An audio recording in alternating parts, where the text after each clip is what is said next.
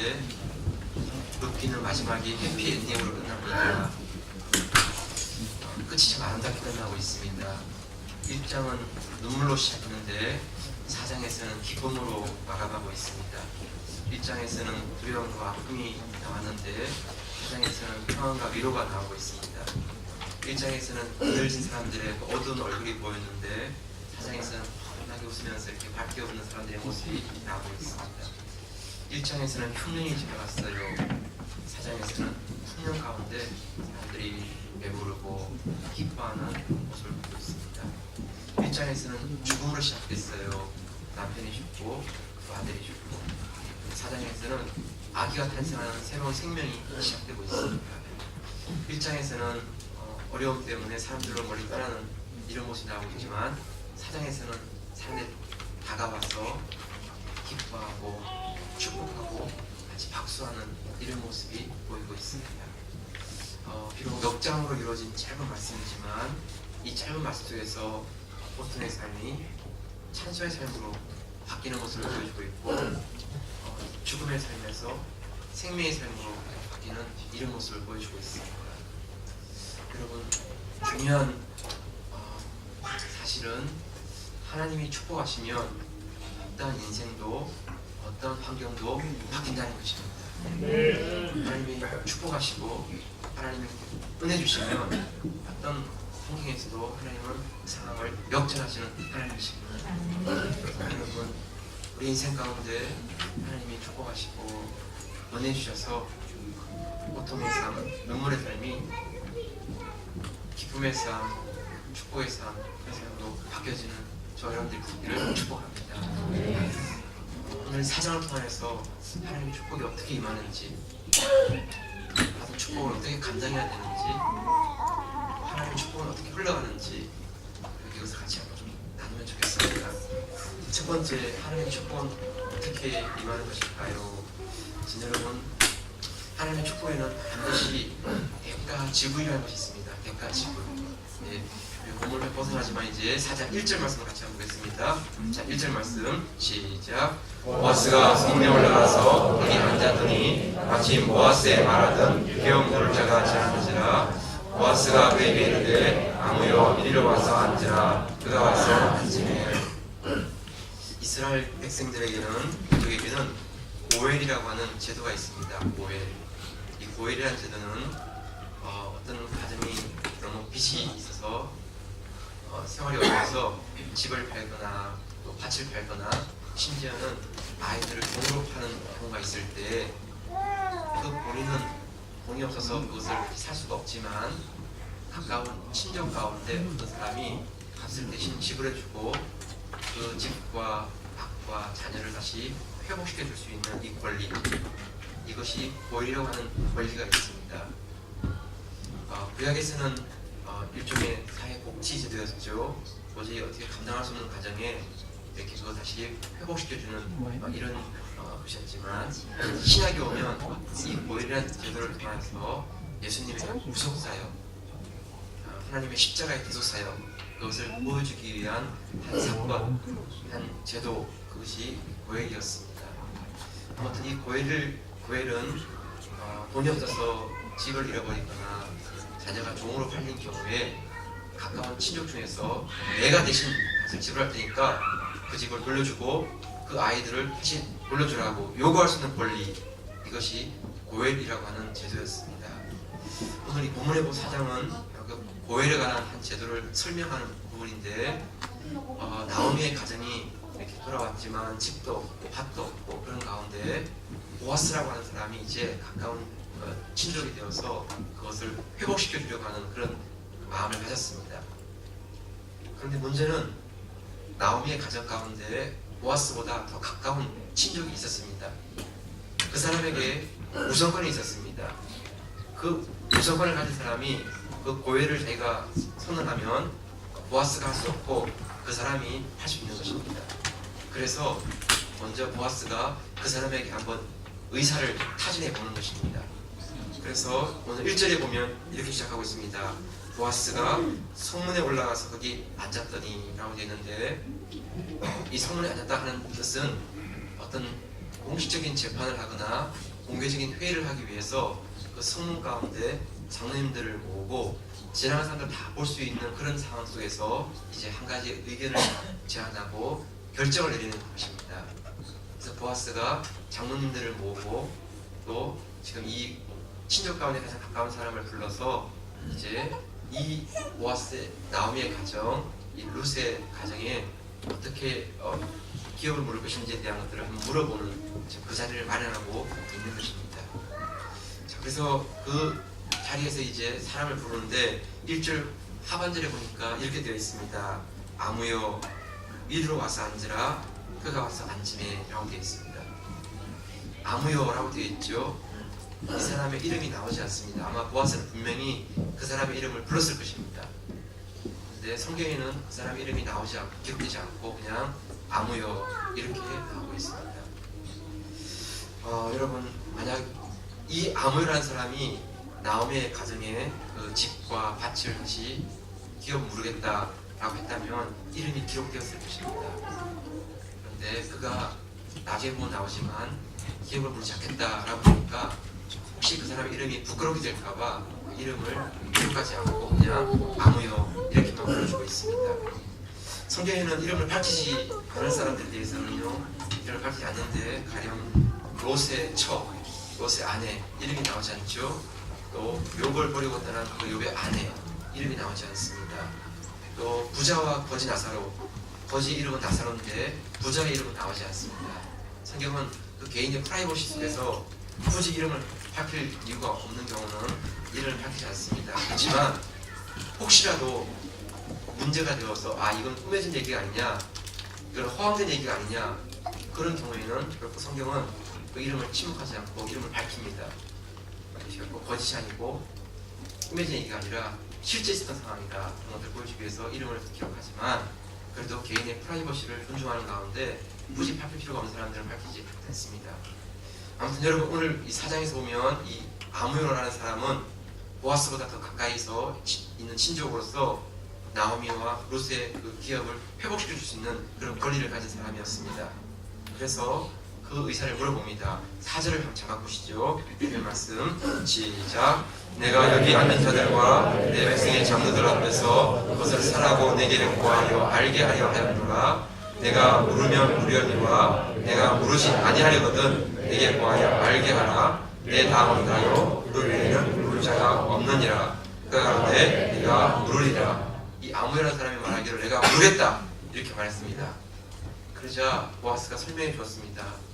당신이 나오미와 룻을 위해서 집값을 지불하고 밭값을 지불해 줘야 되고, 룻을 아내로 맞이해서 아기를 낳으면 그 아기는 나오미의 가정의 계보에 따라서 그 아이가 되는 것입니다 라고 이 모든 것들을 설명해 주었습니다. 그러자 생각해보니까 이 사람은 얻는 게 별로 없어요. 나올 게 별로 없어. 그냥 다 자기 돈만 써야 되고. 그러자 갑자기 이 사람이 말이 바뀌었어요. 6절입니다. 같이 한번 보시죠. 시작. 그 기업 물을 자가 가는데 나는 내 기업에 손해가 있을까 하여 나를 위하여 물으지 못하노니 나의 물을 권리를 내가 취하라. 나는 물으지 못하겠노라.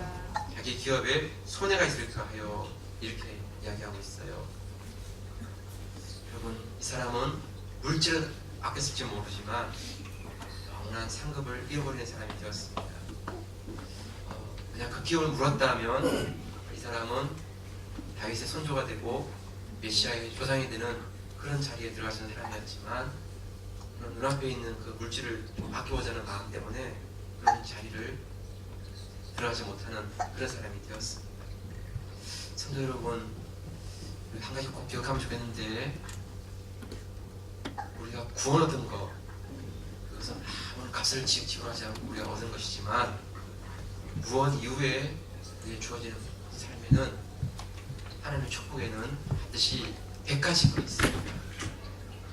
우리의 시간도 지불해야 되고, 우리의 물질도 지불해야 되고, 우리의 몸과 마음도 지불해야 되는 이런 삶이 함께할 때 하나님의 축복이 부어지는 것입니다.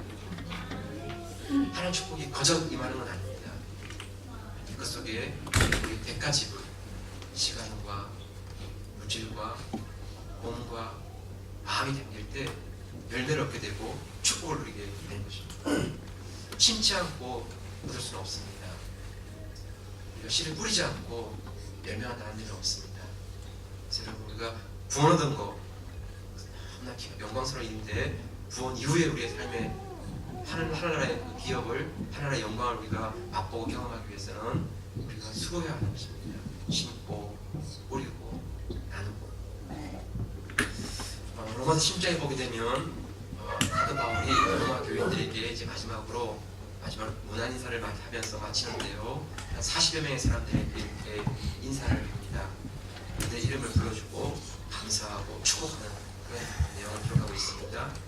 그런데 그 중에서 정말 잊지 못할 영광스러운 한 이름이 드러나는데, 로마서 16장 14절에 나오는 말씀입니다. 같이 한번 잡아보시고 읽겠습니다. 시작.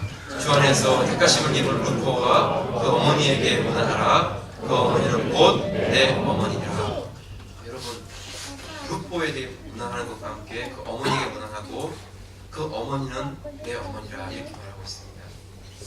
성경 전체에서 사도 바울이 어떠한 여자를 가리켜서 그는 내 어머니라 하는 표현은 이것밖에 없습니다.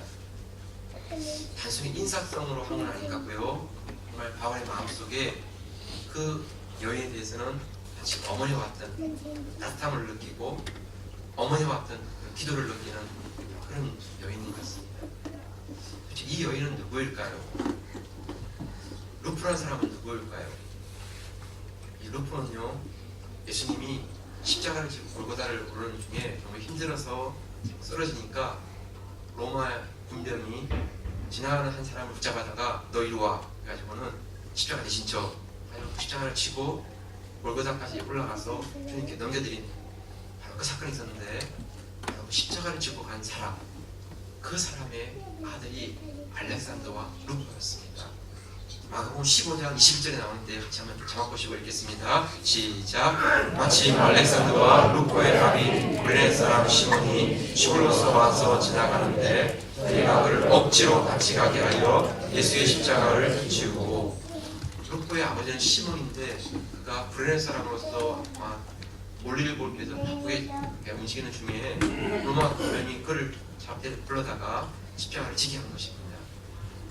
마음에도 없었고 계획에도 없었던 일인데, 십자가를 지고 골고다 위에까지 올라가서 예수님 객부를 넘겨드렸는데, 바로 그 사건 때문에 돌아보니까 자신의 행동이 예수님 십자가를 지고 가는 삶을 살았고, 예수님의 그 십자가를 대신져주는 그런 자리로 나가게 된 것입니다. 그래서 그 사건 때문에 이 구레네 사람 시몬의 아들 알렉산더 루포는 이후에 로마의 지도자가 되었고, 그 시몬의 아내 그 어머니는 사도 바울이 그분은 내 어머니입니다, 이렇게 말하는 정도의 그런 신앙이 깊은 사람이 되었다는 것입니다. 여러분, 하나님의 일을 하다 보면 이럴 때가 많습니다. 여러분은 기뻐 사는 거, 즐거워 사는 것도 있지만, 여러분은 정말 힘에 지나는 동안에 지치는 중에 섬기게 되는 경우도 있고, 정말 하고 싶지 않은데 여러분은 해야 되는 경우들이 생기는 것입니다. 그런데 여러분, 사람들은 잊고 지나가지만 하나님은 그런 순간들, 그런 상황들 넘어가지 않으시고, 하나님은 귀한 것으로 예비하시고 준비해서 갚아주시는 그런 하나님이시다고 이렇게 말씀하고 있습니다. 여러분, 사람께 한 거라면 잊어버리고 그만이지만, 하나님 위해 한 것은 하나님 잊지 않으시고 지금 갚아주십니다. 시간도, 물질도, 몸과 마음도 하나님 밀어주시고 갚아주시고. 여러분, 하나님의 축복은 뿌리지 않고 심지 않고 나오는 게 아니라, 우리가 시간을 드리고 물질을 드리는 가운데 대가집을 할 때 나오는 것입니다. 기도를 심으면 기도 열매를 얻게 되고, 말씀을 심으면 말씀의 열매를 얻게 되는 것이죠. 주를 위해 물질을 자꾸 심으면 그 물질이 나중에 풍성하게 돌아오는 것입니다. 한 영혼을 전도하는 게 말로만 되는 게 아닙니다. 그 영혼에게 때로는 밥도 사주고, 어려울 때는 돌아보기도 하고, 힘들 때는 전화해서 같이 위로하고 마음을 나누면서, 그런 중에 우리가 하나님의 사랑을 경험하면서 이제 하나님께로 나오는 것이지. 여러분, 하나님의 축복은 반드시 대가지고 있습니다. 내가 귀찮다고 손해본다고 그냥 행해지는 게 아니라 손해보더라도 힘들어도 기꺼이 내가 값을 지불하려고 할 때 하나님 또한 은혜가 30배, 60배, 100배뿐만 아니라 1000배만 배 부어주신 하나님 은혜로 하나님 돌려주신 것입니다. 이 은혜가 여러분들 가운데 함께 하시기를 축복합니다. 두 번째, 오늘 본문에 보게 되면 하나님의 축복은 거룩한 책임감이 함께해야 합니다. 거룩한 책임감. 네, 7절 8절인데 같이 한번 보시죠. 7절 8절 시작. 이때절 이스라엘 중에 모든 것을 모르거나 교환하는 일을 확정하기 위하여 사람이 그 신을 벗어 그 이웃에게 주더니 이것이 이스라엘의 중요한 전례가 된지라. 이에 그 기업 물을 자가 보아스에게 이르되 내가 너를 위하여 살아하고 그 신을 벗는지라. 여러분, 이 사람은 이제 더 이상 내가 기름으로 물을 마음이 없다 이렇게 말하고 나서 자기 신발을 벗어가지고 던져버렸습니다. 이 신발을 본다는 뜻은 뭔가 하면 나는 이 가정에 내가 지어야 될 그 권리, 나는 그 권리를 포기하겠습니다 하는 표시가 자기 신발을 벗어가지고 앞에 던지는 것입니다. 여러분, 이 사람은 물질적으로는 좀 손해가 날 수 있지만 하나님이 그런 축복이 지금 흘러가는 상황 속에서 그 권리, 그 축복을 마다하고 이렇게 그냥 신발을 던지면서 나는 이것을 하지 않겠다고 이렇게 하였습니다.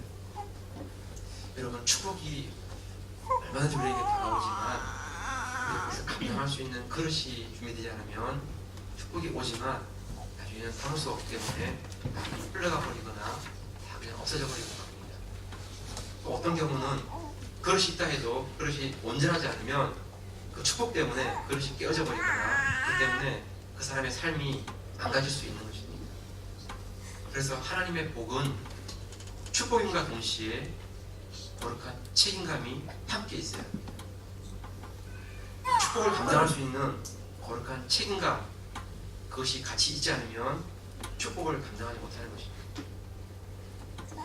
여러분, 100도씨의 온도에 있는 것을 컵에 담기에는 아무런 문제가 없지만 이 컵에 1000도가 되는 것을 담으면 이 컵은 깨지고 말 것입니다. 그냥 이 컵은 1000도를 감당할 수가 없는 것입니다. 100도처럼 낮은 온도의 축복이 임하면 아무 문제 없지만 1000도, 10,000도 되는 그런 축복이 부어지면 이 그릇은 그것을 담기에는 너무나 연약하여서 깨지거나 터져버리고 마는 것입니다. 거룩한 책임감이 같습니다. 하나님이 부어주실 때 그것을 감당할 수 있는 거룩함이 있을 때는 얼마든지 그것을 감당할 수 있지만 그렇지 않으면 그 축복은 그 사람을 망가뜨리거나 무너지게 하고 하는 그런 위험한 것이 되고 마는 것입니다. 여러분, 하나님께서 거룩한 책임을 가진 사람으로 그릇으로 만들 때 가장 중요한 건 뭔가 하면 그 사람의 인격의 겸손함입니다. 겸손함. 왜냐하면 겸손하지 않으면 하나님 축복해 주시면 자꾸 그 사람이 드러납니다. 내가 했다고, 내가 똑똑하다고, 내가 잘났다고. 그래서 하나님이 드러나는 것이 아니라 자신이 드러나는 것입니다. 그러면 그것은 축복이 그 사람을 망하게 하고 무너지게 하고 마는 것입니다. 그런데 겸손한 사람에게는 하나님 축복이 부어지면 자기가 나타나는 것이 아니라 언제나 하나님을 높여드립니다. 내가 한 게 아닙니다. 내가 잘한 게 아닙니다. 하나님께서 부어주시고 하나님께서 축복해 주신 것입니다. 사람 다 할 수 있습니다. 왜냐면 저 사람은 저 할 수 있는 게 아니야. 그 사람 능력으로 안 돼. 저 지금 하나님 하신 것 같다. 드러나는 것입니다. 그래서 우리가 가장 지켜야 될 게 뭔가 하면 겸손한 기대입니다. 겸손한 마음. 이게 쉽지가 않아요. 이게. 여러분, 고린도서 1장 26절 29절 말씀인데 같이 읽어볼까요? 자, 보시고 시작. 형제들아, 너희를 부르심을 보라. 육체를 따라 지은 자가 많지 아니하며 유한 자가 많지 아니하며 문벌 좋은 자가 많지 아니하도다. 그러나 하나님께서 세상에 미련한 것들을 택하사 지혜인 자들을 부끄럽게 하려 하시고 세상의 약한 것들을 택하사 강한 것들을 부끄럽게 하려 하시며 하나님께서 세상의 천한 것들과 멸시 받는 것들과 없는 것들을 택하사 있는 것들을 폐하려 하시나니 이는 아무 육체라도 하나님 앞에서 자랑하지 못하게 하려 하십니다. 하나님 정말 기뻐하시는 것은 하나님 앞에서 누구든지 자기를 자랑하는 게 아니라 하나님을 자랑하는 것까지 있는 그것을 보기 원하시는 것입니다. 하나님 정말 그를 통하여서 그의 이름을 높이고 그의 삶을 축복하고 그의 인생을 들어서시는 능력을 증거들을 보여주시는 것입니다. 여러분 참 이게 말은 쉬운데 이게 쉽지가 않습니다. 어떤 사람이 직장을 구하지 못하고 있을 때 열심히 기도합니다. 그래서 하나님께서 좋은 직장을 주십니다. 그러면 감사하죠. 좋은 시간에 들어가면 너무 바쁩니다. 이것도 해야 돼, 저것도 해야 되고. 그러면 기도를 못하는 것이죠. 직장을 가지지 못할 때는 그렇게 열심히 기도하는 사람인데 직장을 가지면 기도를 못하는 것입니다. 여러분 사업이 작을 때는 열심히 기도할 수 있습니다. 그러면 도와주세요, 힘주세요. 사업이 너무나 커졌습니다. 그럼 바빠서 기도를 못합니다. 하나님의 정당한 핑계가 있습니다. 하나님 부으신 그 사업이 너무나 커져서 감당하기는 너무나 역부족입니다. 그래서 이리 뛰고 저리 뛰다가 기도를 못하는 것입니다. 여러분 가난할 때 기도하는 것은 누구든지 할 수 있고 어려울 때 기도할 수 있는 건 할 수 있습니다. 정말 중요한 것은 부자가 되어도 성공하여도 기도자를 지키는 것, 그것은 가문하십니다. 겸손하지 않으면 부자가 된 것도 내가 된 것이 아니고 이 사업이 커진 것도 내가 된 것이 아니라 하나님의 축복 때문인 것입니다. 언제든지 사업을 내려놓고 기도자를 나갈 수 있는 결단하지 않으면 자기가 하는 것입니다. 정말 하나님의 축복에 있는 거룩한 책임감, 겸손함이 필요합니다. 하나님께서 그 겸손한 그릇 가운데 밥솥을 부어주시는 하나님의 은혜가 흘러가게 되는 것입니다. 여러분 주님께서 이렇게 말씀하셨습니다. 마가복음 10장 29절인데 같이 한번 읽으시죠. 시작. 예수께서 가라사대 내가 진실로 너에게 이르노니 나와 및 복음을 위하여 집이나 형제나 자매나 어미나 아비나 자식이나 전투를 벌이면은 금세에 있어 집과 형제와 자매와 모친과 자식과 욕들을 100배나 받되 핍박을 경하여 받고 내세의 영생을 받지 못할 자가 없느니라. 주님을 위해 수고한 자에게는 약속이 뭐냐 하면 100배의 상을 받고 영생을 얻지 못할 자가 없다라고 말씀했어요. 네. 여러분 그렇지만 핍박을 경하여 받아요. 어려움도 있어요. 그 어려움 속에서도 기도의 자리를 잃지 않고 믿음의 자리를 잃지 않고 하나님 나가 동일하게 우리가 엎드릴 때 정말 100배의 상도를 받고 그뿐 아니라 그런 사람은 영생을 받지 못할 자가 없는 거죠. 영생을 누릴 수 있는 그런 사람이 되는 것이죠.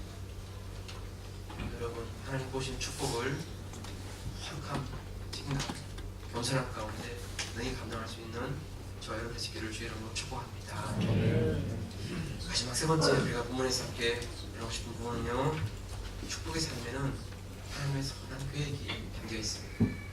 축복에는 하나님의 선한 계획이 담겨 있습니다. 이제 오늘 본문 13절 말씀 마지막 읽어보겠습니다. 13절 말씀 시작. 이에 보아스가 롯을 취하여 아내를 삼고 그와 동침하였더니 여호와께서 그로 잉태케 하심으로 그가 아들을 낳은지라. 드디어 여러분 보아스가 기업을 부르는 권리를 얻게 되어서 이제 그 기업을 부를 수 있는 자리에 나가게 됐고 롯을 취하여서 아내로 맞이했습니다. 그래서 동침하였습니다. 여러분 그러면 아기가 생기는 거 아닙니까? 근데 오늘 본문에 보면 여호와께서 그로 잉태케 하심으로 라고 되어 있습니다.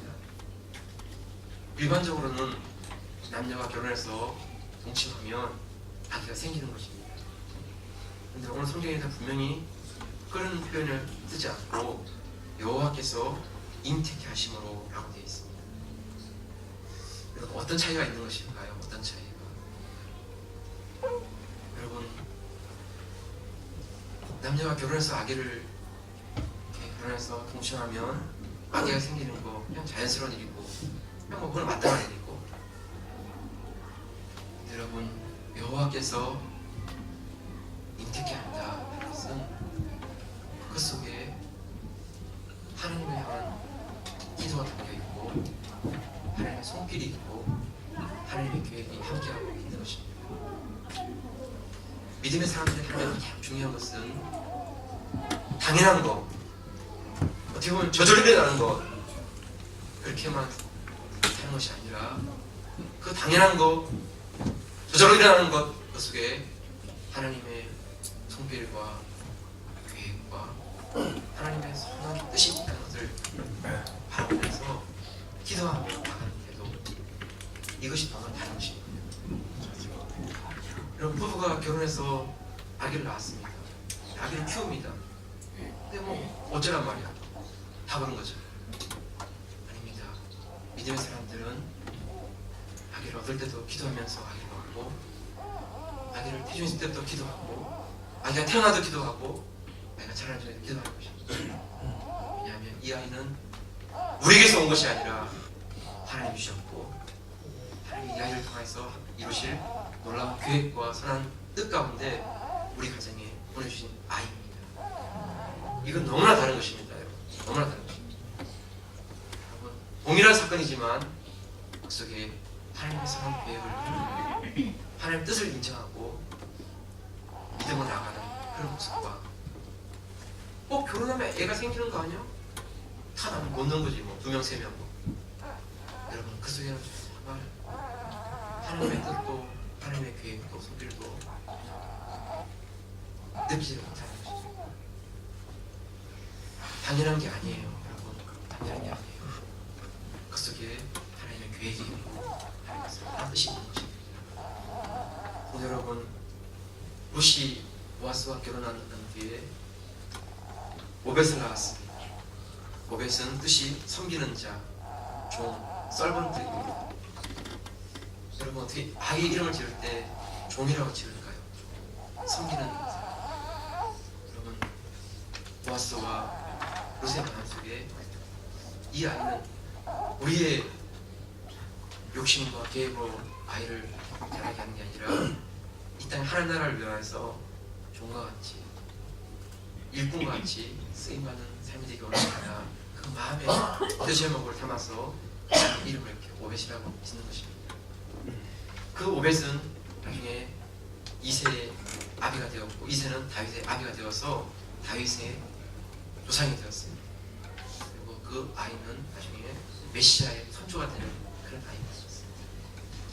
이것은 보아스와 룻이 그냥 이렇게 하다 보니까 어찌 됐다 된 게 아니고요, 하나님의 계획 가운데 보아스와 룻의 인생을 다윗의 조상 메시아의 선조 가운데 넣어주신 것입니다. 그래서 그들의 삶이 정말 영광스러운 메시아의 계획 가운데 들어가는 그런 이름을 하나님이 사용해 주신 것이죠. 여러분 11절 12절 보게 되면 보아스와 룻이 결혼할 때 이스라엘 사람들이 이렇게 축복했습니다. 같이 한번 보시죠. 마지막으로 시작. 성문에 있는 모든 백성과 장로들이 가로되 우리가 증인이 되노니 여호와께서 내 집에 들어가는 너희로 이스라엘 집을 세운 라헬, 레아 두 사람과 같게 하시고 너로 에브라임에서 유력하고 베들레헴에서 유명케 하시기를 원하며 여호와께서 이 소년 여자로 내게 후사를 주사 내 집으로 다말이 유다에게 낳아준 에리스의 집과 같게 하시기를 원한다. 여러분 보아스와 룻 두 사람의 결혼이 이렇게 거창하게 나갈 이유가 어디 있겠습니까? 그런데 사람들은 축복할 때 이스라엘 세운 라헬, 레아 두 사람 같게 하시고 베들레헴에서 유명케 되기를 원하며 또 내 집으로 다말이 유다에게 낳아준 에리스의 집과 같이 되기를 원한다 하면서 그 가정을 축복하고 있습니다. 근데 여러분 이 축복이 빈 축복이 아니었습니다. 거짓된 축복이 아니었습니다. 정말 룻은 그 보아스와 함께 결혼하면서 메시아의 조상이 되었고 다윗의 선조가 되는 그런 귀한 자리를 나가게 되었습니다. 이스라엘을 세우는 그런 조상들 가운데 한 사람이 된 것이죠. 여러분 하나님의 계획은 우리가 알지 못하고 우리가 계획하지 않은 가운데 하나님을 의지하고 나오는 자들에게 하나님은 놀라운 발걸음을 인도하시면서 그들을 세우시고 그들을 들어쓰시는 일들을 이루어 가십니다. 다 계획했고 준비한 게 아니었습니다. 다만 하나님 한번 바라보고 나가는 가운데 미래의 발걸음을 옮기는 가운데 하나님 그런 놀라운 계획 가운데 그들의 발걸음을 이루어가시면서 그런 자리에 있게 하신 것입니다. 한 사람을 소개하고 말씀을 마무리하려고 합니다. 아버지 사랑합니다 책인데 책도 참 재미있고 또 내용이 되게 재미있습니다. 그래서 한번 읽어보겠습니다. 아버지 사랑합니다 책인데요. 이 책은 김성문 장로님이 쓰신 책입니다. 이 책 10쪽에 맨 앞부분에 나오는 내용인데 제가 한 글자도 틀리지 않고 그대로 옮겼습니다. 한번 들어보십시오. 우리가 이렇게 살 바에는 이혼해. 뭐?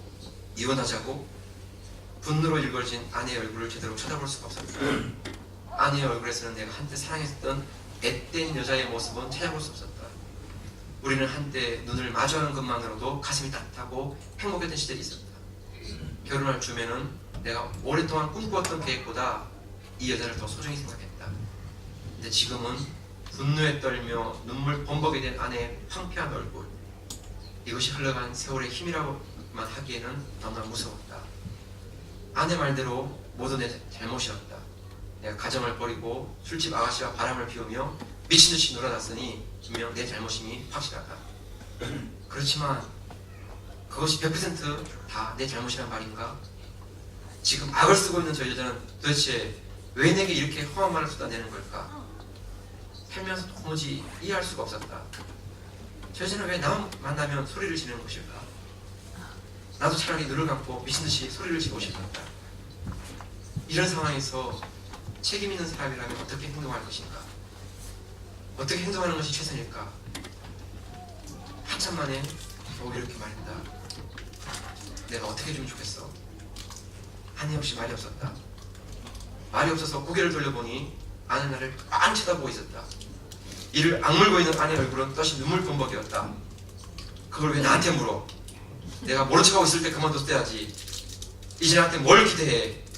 당신 내가 먼저 이혼 얘기 꺼내주길 기다리는 거 아니야? 이혼을 한 번도 생각하지 않았다면 거짓말이다.